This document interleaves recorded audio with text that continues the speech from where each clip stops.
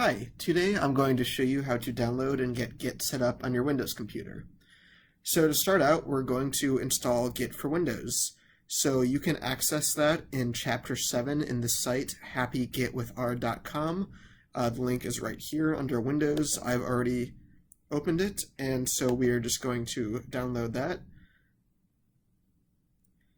And now we've skipped the boring part for you, and we can see that the download is pretty much finished. So when it's downloaded, we can just click on this, click yes,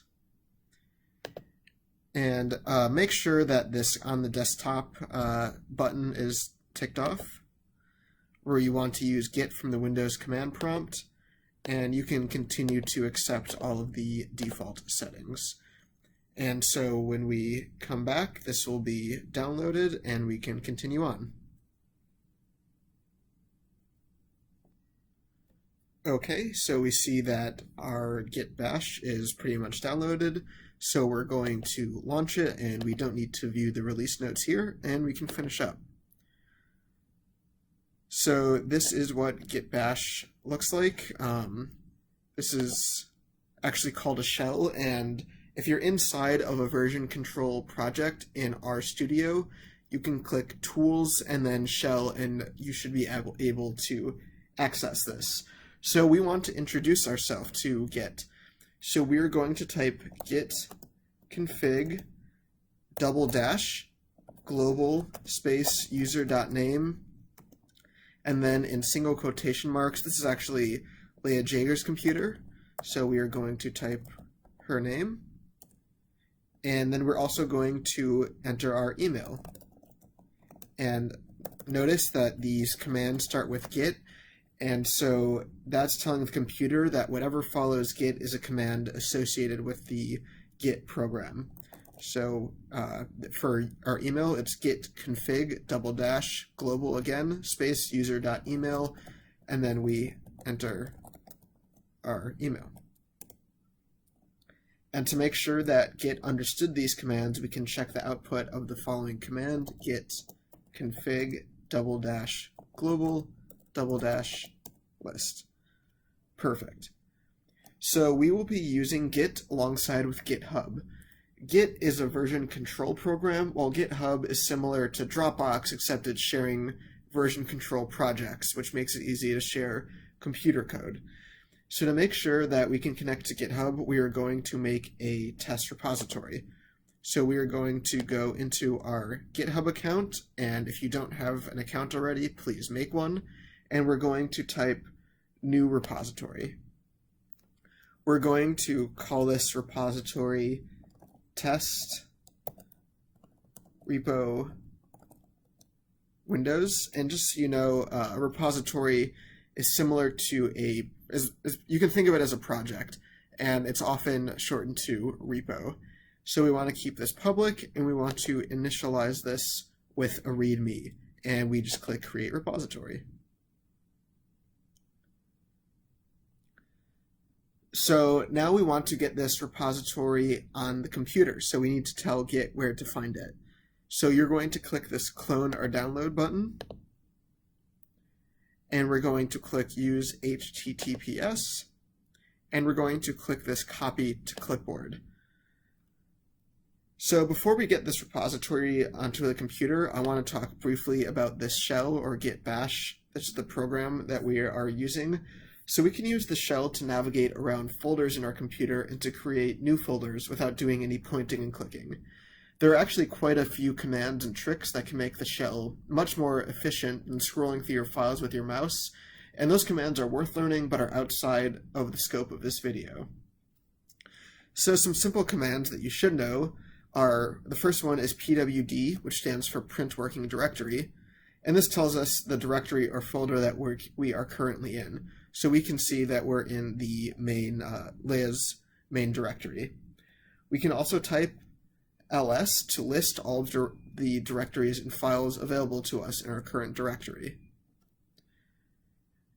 And we will now use the command mkdir, which stands for make directory, and we put a space after that, and then whatever we type next will be the name of the directory that we create. So we are just going to call this TMP for temporary. And now if we type ls again, we can see that TMP here is a new directory. To enter into the directory, which is the equivalent of double-clicking if you're using your mouse, we can type cd for change directory, and we want to change directory to TMP. So to get the repository onto our computer, we're going to use a git command called clone. So this basically tells the computer to copy our remote repository into our local computer. So to do this, we simply type git clone, and then we paste the URL that we copied earlier. So we do this by right-clicking and hitting paste. And now we can actually type ls to see that the repository is available to us. So note that the repository itself is a directory or a folder that we can go into using the cd command, which we will do now. Test repo Windows. And now we can type ls to investigate the contents. And we see that there is that readme that we created earlier. So when we're using Git and GitHub, our workflow will often be to edit files in our computer and then to put them back onto GitHub, either to get help or to share our product with others. So to practice, let's make a change to the readme file. So we can do this by typing echo and then in quotations, a test line, double arrow, and then into the readme.md. So we can test whether Git recognized that we made a change by typing git status. So it shows us that we've modified our file, but it says that it's not staged for a commit. So the commit command is how Git tracks changes to files. When we use git commit, it is essentially taking a snapshot of the current version of our files. If we make several more changes and commits, we can view our commit history. So if we want to revert to an earlier version of the file, we can choose an earlier commit and switch to this version of the file. So to commit a file, we first have to tell Git which files we want to commit. So if you made changes to several files and want to commit all of them, we can type git add dash uppercase A.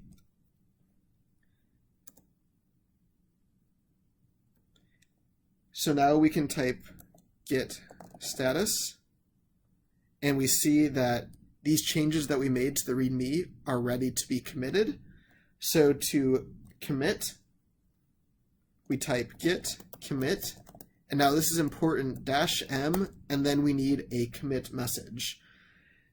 And so this commit message is just going to be our first commit, but generally it is actually very important to write informative commit messages so that if you're looking back on the project after a year or two of working on it, you can easily recognize what changes you've made. So finally, to get the changes back onto GitHub, we simply use the git push command.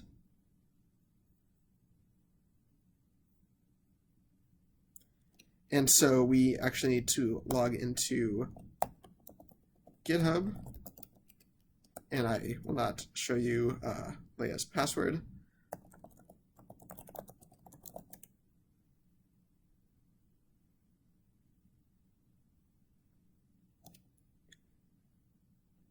And it should be pushed. So let's go back into this repository and refresh it. And we see that our README has actually changed. So note that to push our changes, we had to enter our username and password, but hopefully you'll be using Git frequently, so this could get quite annoying to do every time. So luckily we can get around this using an SSH key. So to do this, we're going to be following chapter 12 in Happy Git with R. So I'm going to go back to the shell, and I'm actually going to type clear so we can go back to the top. And so first we're going to type ls-al:/.ssh.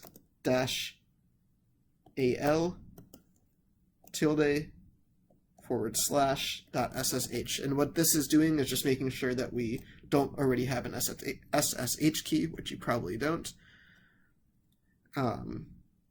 So it does not exist, and so we're going to set one up. So in the shell, we type SSH keygen. Sorry, I just want to make sure that it's not a double dash. Sorry, SSH keygen is one word. Dash T RSA B 4096 C. And here we want to enter the email that's associated with our GitHub account. So we're going to do this for Leia.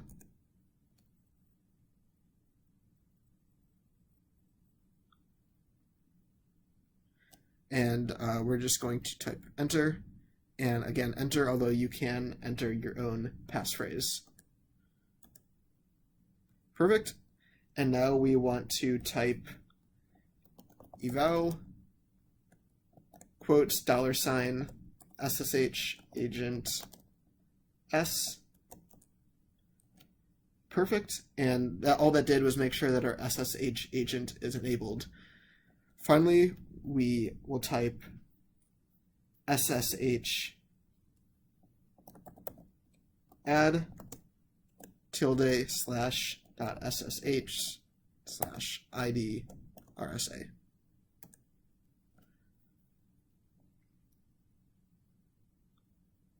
Perfect. So finally, we want to tell GitHub about our SSH key. So we're going to copy this command from happy git with R.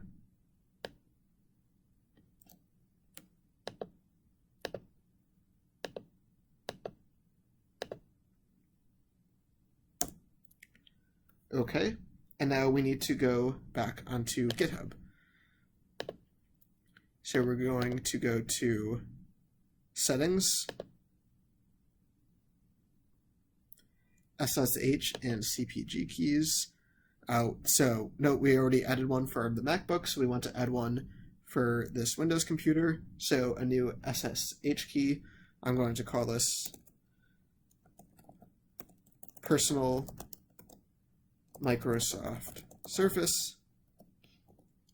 And we can actually just paste right here and add the SSH key. Perfect. Okay, so let's go back into Git Bash just to make sure that this actually works. So we're going to make sure that we're still in the directory, the repository, by echoing pwd, and we are.